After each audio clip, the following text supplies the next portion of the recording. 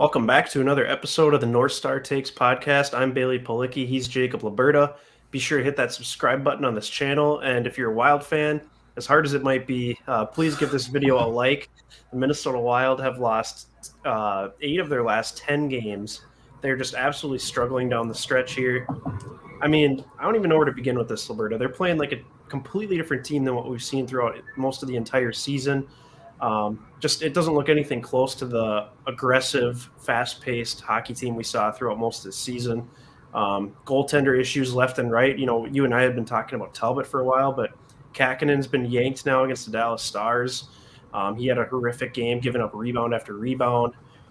It's just, I mean, where do you even start with this team? It's ugly, and they're getting healthier too. So it's like the reinforcements are there, you know. Yeah, I don't know where to begin really, because the biggest concern here is I've never seen such a night and day difference between the basically the good and the bad of a team in a single season. Like Mhm. we were, like you said, we were not like high flying early in the year. I mean, we found ways to win all sorts of hockey games where there's like a really slow down, gritty kind of game where it's like 2-1, or maybe we have to get up and down the ice and put a lot of pucks in the net. And we win 6-5 or something like that, or maybe we have to go to overtime, whatever it might be. Like we found ways to win any type of game through us in. But now it's like we can't win any game, no matter what opponent we have, whether it's good or bad. So that's a really bad trend that we're on. Because I figured within the last week or so when we were playing all these good teams, I was like, when you're in a funk, you're probably not going to win many of those games, so that's understandable. But then once you get into these games where they're more borderline teams, especially when you're playing like Buffalo and Yeah. losing a game like that can't happen. And then when even Dallas, I think, is still a fringe team, even though they've been playing better. I'm still not a believer in that squad. So No. really, I think this is a game, especially at home, that you should win.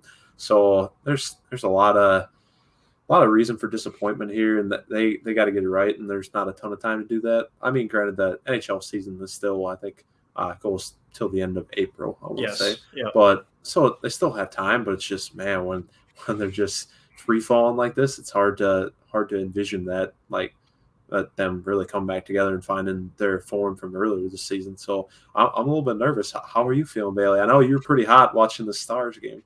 I'm extremely upset. And we chatted about this too. It's like, it's Minnesota sports. It seems like this happens every year to every team we have, but there was just something about this Wild team that felt so special. They were such a likable group. I mean, maybe it's just the Wild's marketing department is doing a fantastic job of promoting these guys and all these little funny skits they do for the commercials on TV.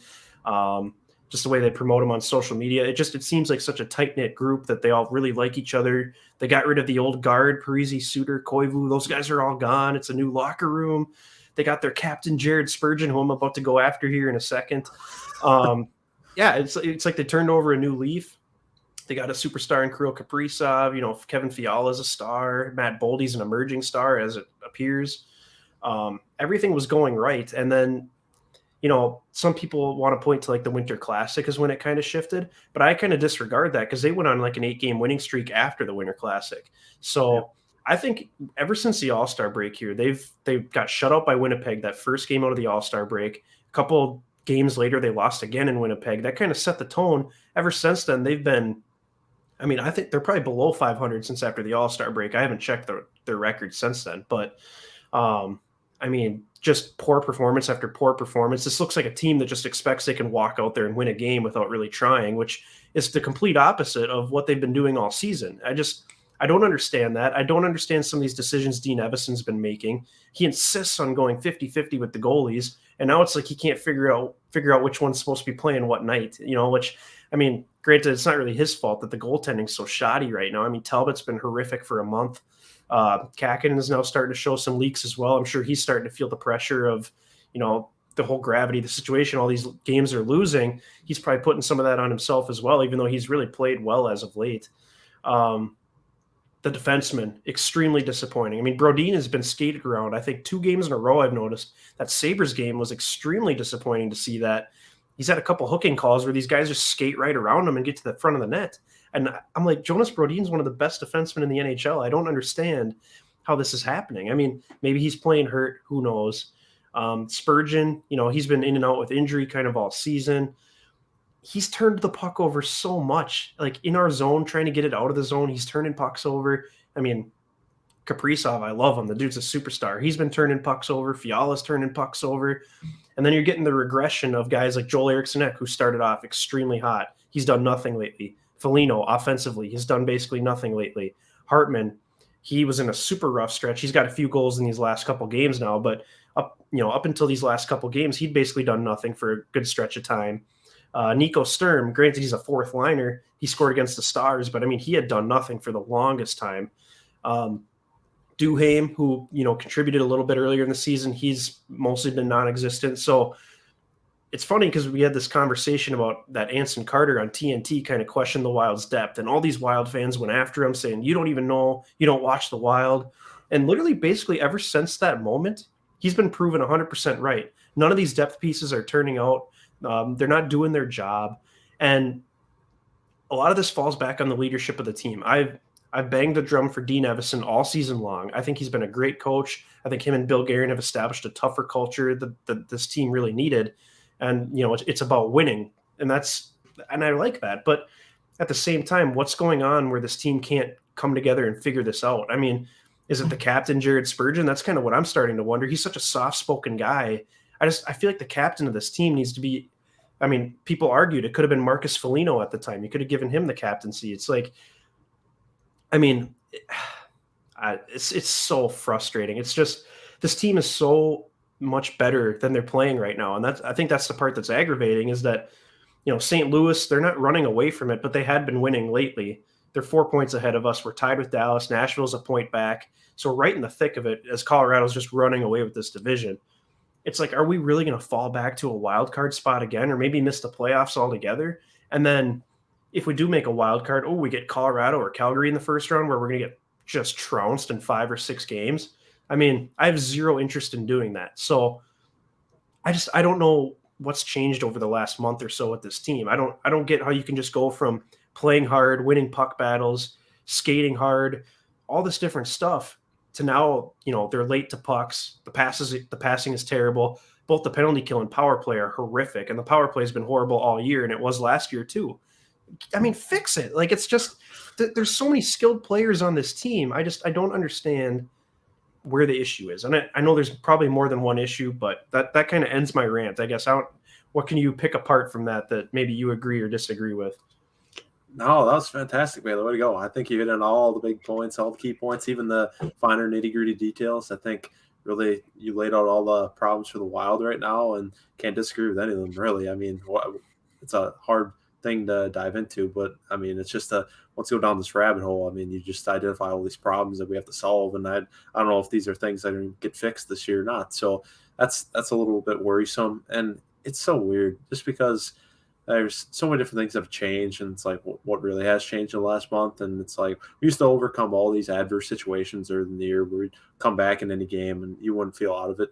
But now it feels like you fall behind a little bit, and it's like this one's probably already over. And we're so fragile right now, just because, I mean, one momentum shift in the game and all of a sudden we're just buried, and that just wasn't a thing early on. So it's like what's it going to take for these guys to dig out of that and think differently, or think more like they did earlier in the season when things were going well? It's just it doesn't make sense. I mean, right now defensively or goaltending wise is coincides with that problem, is that we're giving up 4 goals plus every night now. I mean, ridiculous. That's been a streak now for, I think, in our last 11 games. I think we've allowed 52 goals, I think it is now.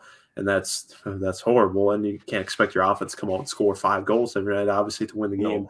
So that's where you got to start, I think. But the defensemen, it looked bad on paper, honestly, coming into the season, filling holes with guys like John Merrill and Jordy Ben rotating in there now. And then you got Kulikov, who doesn't impress me. Goligoski doesn't really do it for me. And even our mainstays aren't playing great lately. So it's like that's a huge eyesore, really. And that was kind of one of the concerns coming into the season. And now it's really being identified as true at the wrong time of the year. So it's not really something easy you can fix. So I don't know if we're going to be able to really shore that up or not. I mean, there is still a trade deadline in play, but still, I think it's going to take a lot more work than acquiring a guy or maybe 2. So I don't know. They gotta really dig deep and find it within themselves to start playing above expectation again. Because some of these guys, I realize, were having career years and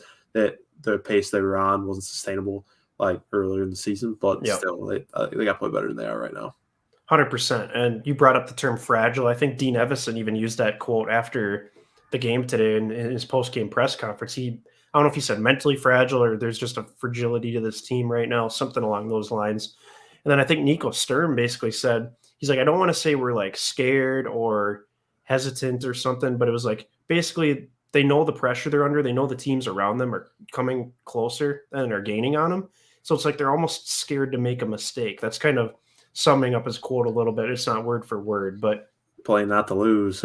exactly. And we've gone over this over and over at the Minnesota Vikings. You play to win the freaking game. You can't play back on your heels and just try to prevent the other team from scoring, which the Wild, their defense sucks. That's the problem. The offense is still scoring goals. I mean, Kaprizov's still scoring. Him and Zuccarello still look good.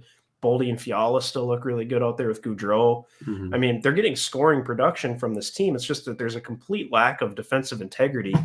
And, we talked about how they keep leaving Kähkönen out to dry, and we saw that again in this Dallas game, and it gets him chased. And it's not really fair to him, even though he wasn't having a great game. And then, Talbot's struggling. It's a complete mess right now. And I'm really starting to question the leadership in the locker room if they can't get this thing figured out, because every team goes through a rough stretch. But this whole month of March here, we have a crap ton of home games. I mean, figure it out. This is the time. You're not that far behind the Blues, and you're right in the thick of it still in your division. So other than Colorado running away with it. So there's still a chance to get that 2 seed in the division. They're certainly not out of it yet, but just the way they're playing. It's not even the result necessarily. It's just it's the eye test. You can see they're not hustling, just making insane mistakes that this team hasn't made all year. I don't know what went wrong. And I think it's impossible to identify, what's gone wrong, because I don't think Dean Evison even knows. So it's classic Minnesota sports fashion, I guess, but I was really confident in this Wild team, and maybe that's the problem, is everybody just got way too overconfident in a team that really hasn't proven anything with this regime, with this group of players. I mean, last year they made the playoffs, but they kind of outperformed expectations last year. So maybe they were kind of outperforming it again this year and just kind of fell back to the reality of what they really are. Yeah, no kidding. I think that's a great point to bring up. Really taking it back just a little bit there, what you said, how realistically we're just not playing well. It's not the way, or it's in the way we're losing, I guess. It's not just that we're losing, but it's in the way we're losing, because it'd be one thing if you're losing because of a couple bad bounces here and there, because that just happens in hockey. Sometimes you get a bad deflection, you lose a game by a goal, and that, like, the margin for error is very slim there. So it's just nothing you can do about it. But it's just like you said, when you don't see the lack of effort and just bad play in general, like guys not executing, I mean, that's just unacceptable. And it's like, when you turn this around, because we can't go on this free fall, especially at home. You got to take care of business at home. It's one thing if you have a little bit of a rougher time on the road. That's the way it is. And really any pro sports or any sports in general is you're going to have to take care of business home and hopefully play decent on the road. So when we got all these home games coming up, you have to take advantage. And if we keep stacking L's like this, like, there's no going back, and you're going to fall farther and farther away from St. Louis, and other teams behind you are going to catch you. And then all of a sudden you're, like you said, finding yourself in a wild card scenario that you do not want to be in against the 2 best teams in the West with Colorado and Calgary. So that would be a big, and then taking that one step farther, that'd be a big, really step back and some regression if we're getting bounced in the first round, like 5-6 games. So that's not what we want. And I personally, I'm one of those people that definitely thought we had the second spot in the division in the bag. I figured Colorado would probably still win the division just because they're the projected they're the Cup favorites coming into the season. So it was understandable they were probably going to win the division. But I really thought 2 was in the bag, but now it's like, man, I don't know what to think anymore. So until further notice, I think everybody's got to hit that panic button. Yeah, absolutely. And it's disappointing, because I think, like, to your point, you had such a great start to the season. If they had been doing this all year, kind of middling, being roughly the 3rd or 4th best team in the division, I think we'd be fine with where we're at right now. But it's just that we've seen the potential this team can take it to, and they're not even close to hitting that right now. And with no signs of them figuring it out in the short term here. I mean, maybe something clicks in their next game and they're able to figure out, how to play together again or something. But Exactly. it blows my mind because they've been mostly healthy. It's not like they're missing Kaprizov and Boldy, and it's not like they're missing some of their best players. It's mind blowing how that switch has been flipped just within the last month.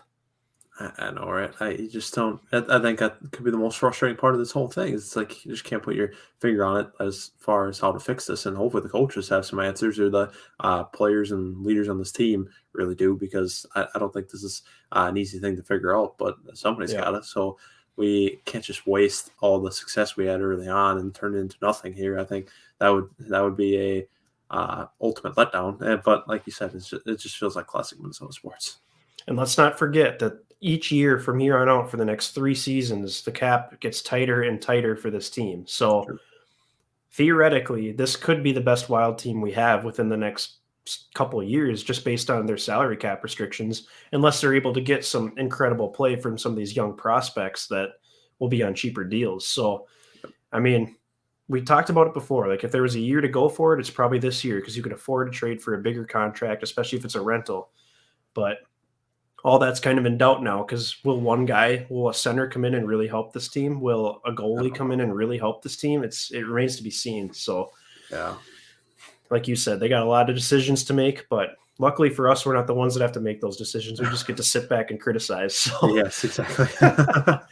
but that's going to do it for this edition of the North Star Takes podcast. Like I mentioned earlier, please give this video a like and hit the subscribe button on this channel.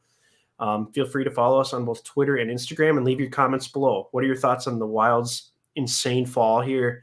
What do you think the issues are? Do you think they can turn it around? And just let us know your feelings, how you're feeling about being disappointed once again by a Minnesota sports team. So until next time, thanks for watching.